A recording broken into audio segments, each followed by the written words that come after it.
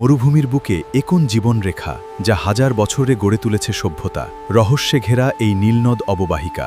জানতে চান এর ইতিহাস? তবে চলুন একসাথে দেখি। সবাইকে আজকের ক্লাসে স্বাগতম। আজ আমরা নীলনদ অববাহিকা নিয়ে আলোচনা করব। এই বিশাল অববাহিকার ইতিহাস অত্যন্ত প্রাচীন। তোমরা কি প্রস্তুত? চলো শুরু করা যাক।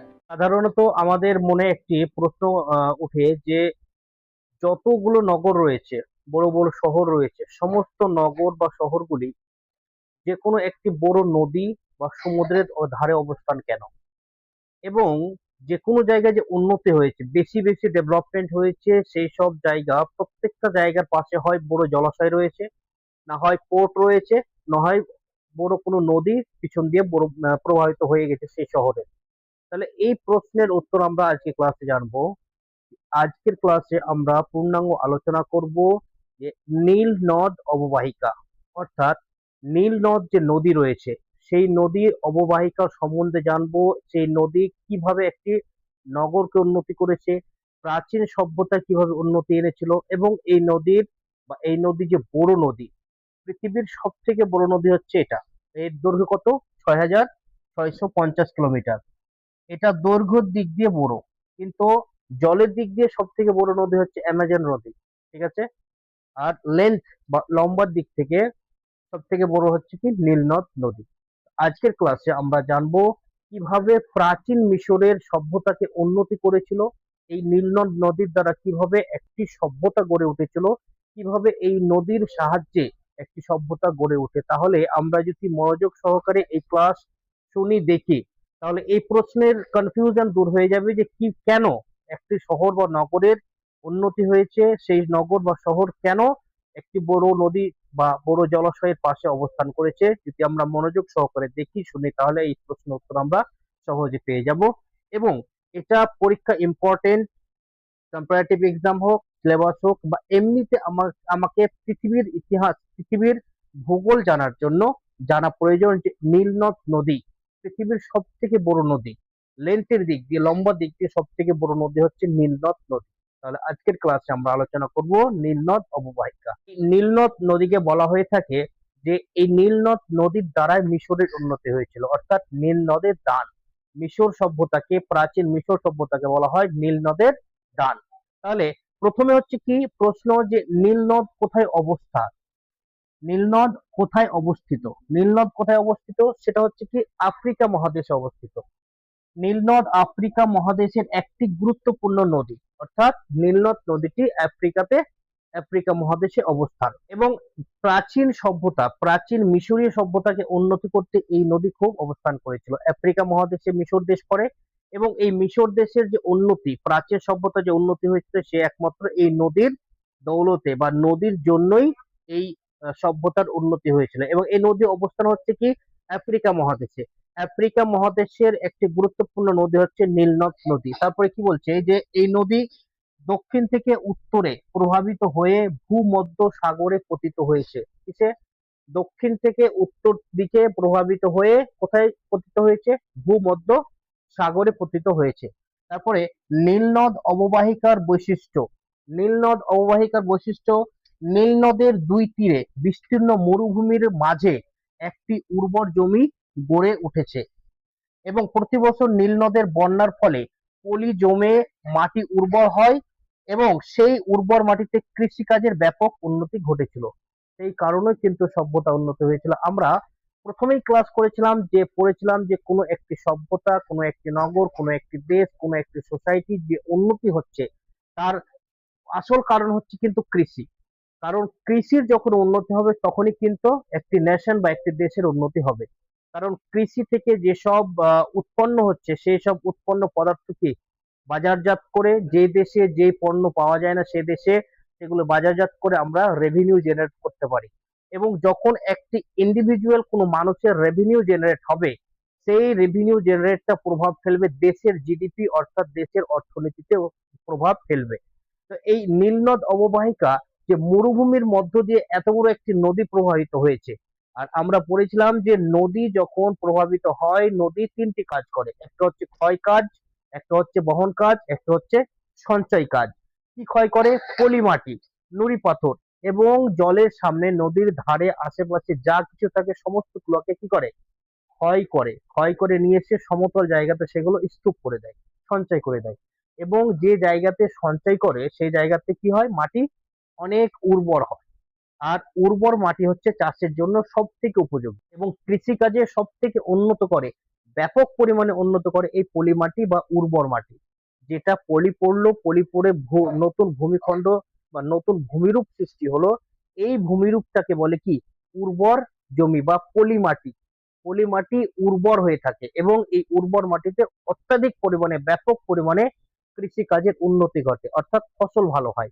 আর ফসল ভালো হলে কি হবে, কৃষকের উন্নতি হবে। কৃষকের উন্নতি হলে কি হলো, তার অর্থনৈতিক গ্রোথ করলো। আর একটা মানুষের দেশের উন্নতি হয় তখনই যখন মানুষের, জনগণের ফিনান্সিয়াল কন্ডিশন বা আর্থিক অবস্থা সচ্ছল থাকে, তখন সেই দেশের আর্থিক অবস্থা সচ্ছল হয়, তাই না? কারণ কি দিবে, ইনকাম ট্যাক্স দিবে, বিভিন্ন ধরনের ভ্যাট কাটাবে, সেটা সরকারের খাতে জমা হবে, সরকার তখন সেটা নগর উন্নয়ন বা মানুষের উন্নয়নের স্বার্থে সেগুলো খরচ করবে। তাহলে নীলনদ অববাহিকা বৈশিষ্ট্য কি, যে এটা একটি মরুভূমির মধ্য দিয়ে বয়ে গেছে এবং বিস্তীর্ণ মরুভূমির মধ্যে একটি পলিযুক্ত জমি উৎপন্ন করেছে এবং এই পলিযুক্ত জমিতে ব্যাপক পরিমাণে কৃষি হয়, কৃষির উন্নতি হয়, যার ফলে সেই সভ্যতা বা সেই নগর বা সেই দেশেরও উন্নতি হয়। কোন দেশ? মিশর দেশ। কোন দেশ? মিশর দেশ। বলা হয়ে থাকে যে এই নীলনদ নদী যদি না থাকতো তাহলে কিন্তু মিশর দেশটি, পুরো দেশটি সাহারা মরুভূমিতে যুক্ত হয়ে যেত। তাহলে মিশর দেশের সভ্যতাকে বাঁচিয়ে রেখেছে এই নদী, নীলনদ নদী। এবং এই নীলনদ নদীর দ্বারাই কিন্তু মিশরের যে বিশ্ববিখ্যাত পিরামিড, এই নীলনদ নদীর দ্বারাই গড়ে উঠেছে। কিভাবে? এই যে ভারী ভারী জিনিসপত্র নিয়ে আসা রাস্তা বা প্রাচীন সময়ে মানুষের মিনস অফ ট্রান্সপোর্ট, অর্থাৎ মানুষের যোগাযোগের ব্যবস্থা কিন্তু একটাই ছিল, সেটা হচ্ছে ওয়াটারওয়েজ বা জলপথ।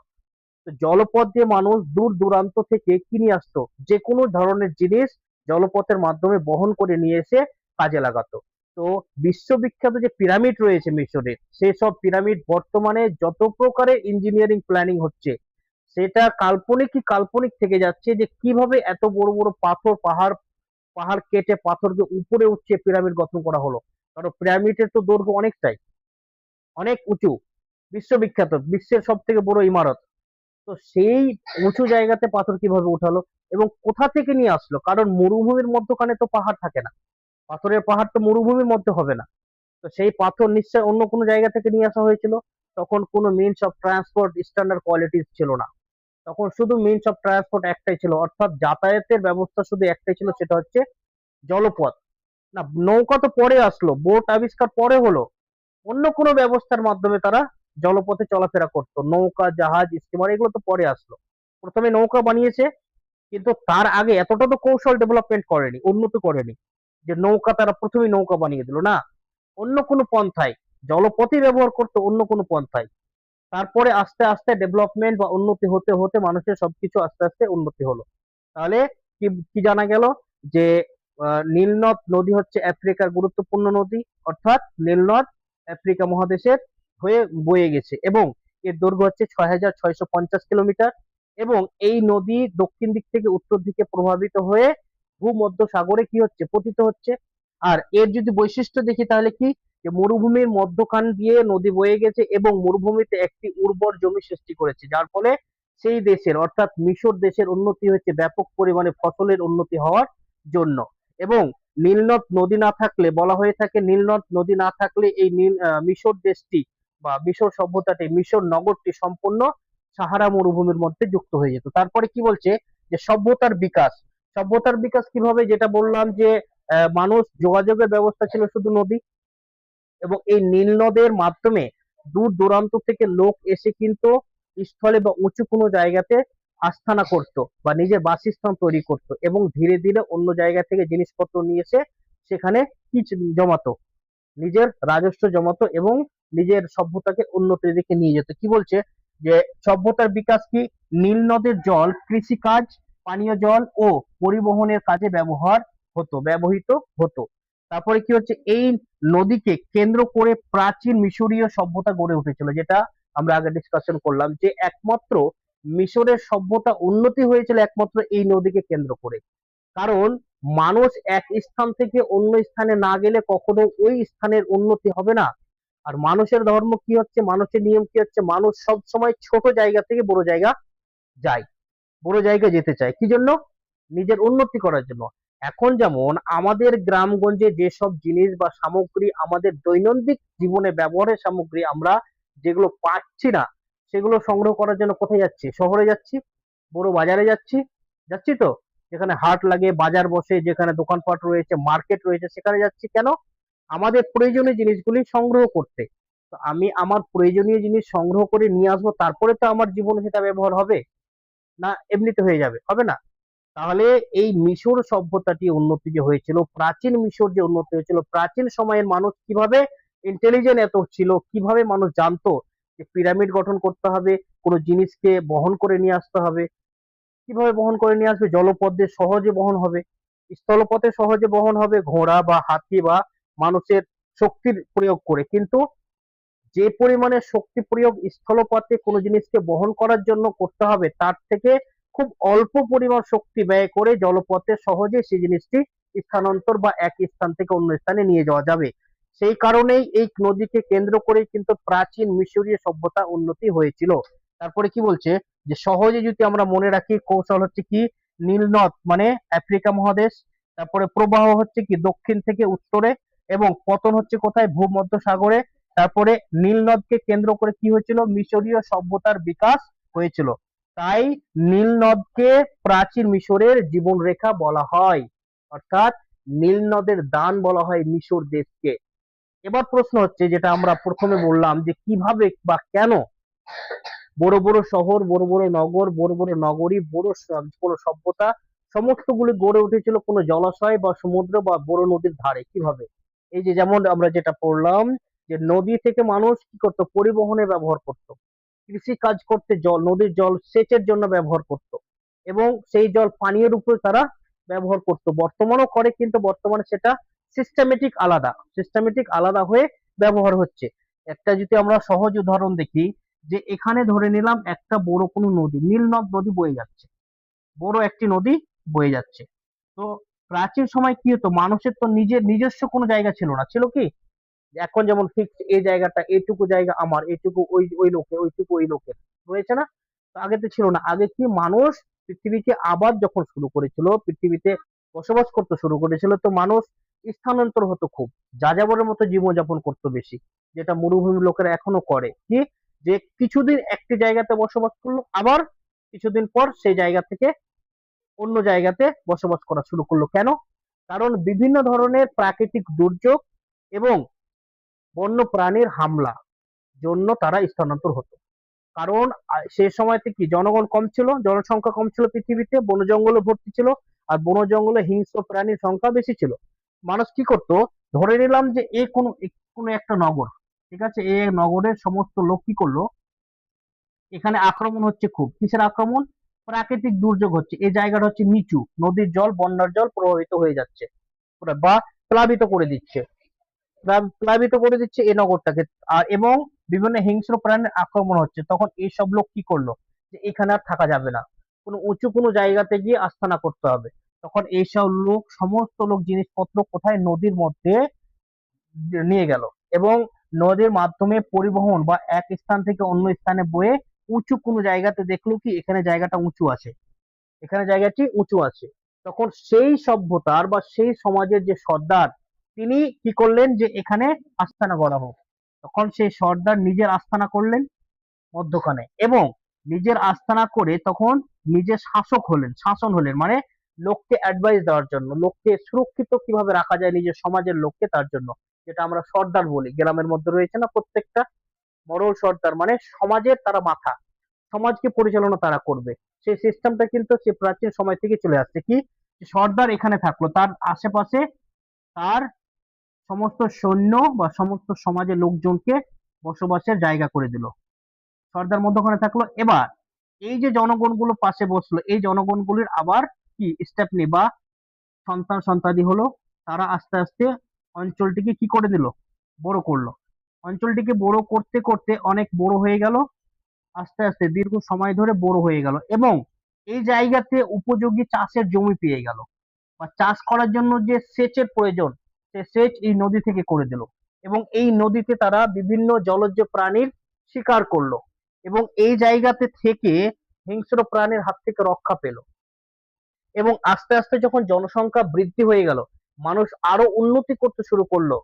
কিসের জন্য উন্নতি করতে শুরু করলো? যে কোনো সুযোগ সুবিধা তারা পেলো, কৃষির ফসল ভালো হলো এবং আস্তে আস্তে কেনা বেচা শুরু হলো।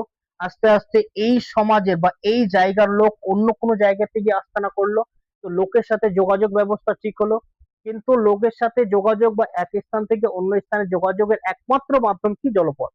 কারণ তখন তো ট্রান্সপোর্টেশন কাকে বলে জানতো না মানুষ। এক স্থান থেকে অন্য স্থানে হয় হেঁটে যেত বা কোনো প্রাণীর পিঠে চড়ে যেত বা জলপথের মাধ্যমে স্থানান্তর হতো।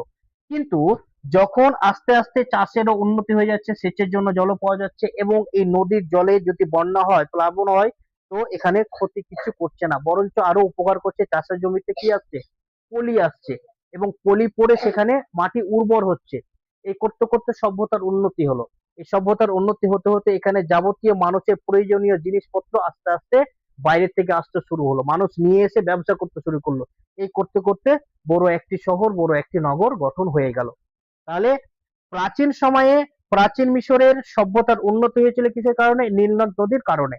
এবং আমরা আরেকটা জানলাম যে প্রাচীন সময়ের যে কোনো নগর বা শহর, বর্তমানে যেসব নগর শহরগুলি রয়েছে, তো এগুলি প্রাচীন সময় থেকে স্থাপিত হয়েছিল।